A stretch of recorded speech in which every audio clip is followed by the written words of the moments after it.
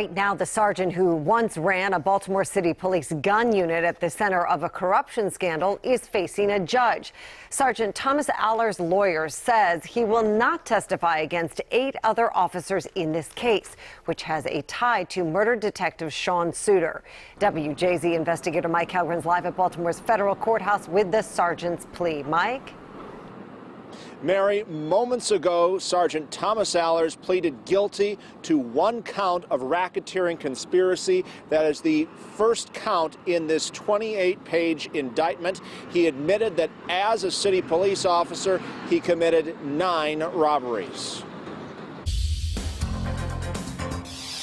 Federal prosecutors accused Sergeant Allers of stealing tens of thousands of dollars from people, sometimes while they were restrained in their homes, using the authority of his Baltimore City Police badge and his position running the gun trace task force. The robberies happened in the city and Baltimore and Anne Arundel counties. According to the indictment, in one case, a victim was shot and killed because he could not repay a drug-related debt.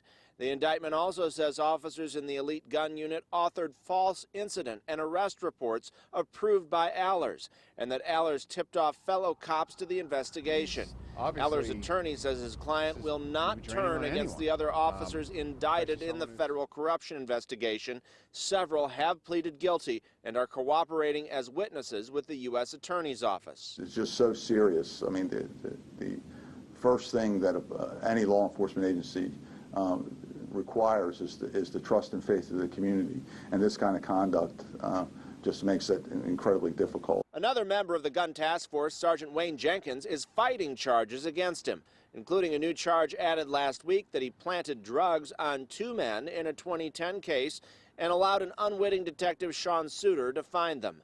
Suiter was murdered November 15th, the day before he was supposed to testify in front of a federal grand jury in the case. Last week, the commissioner said there's no evidence to suggest that's why Suiter was killed.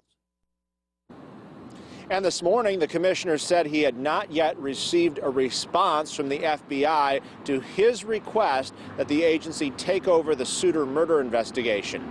As for Sergeant Allers, he faces 20 years in prison. He'll be sentenced in February.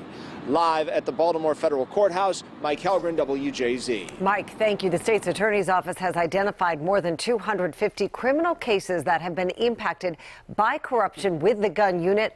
The public defender's office believes that number may be much higher at more than 2,000 cases.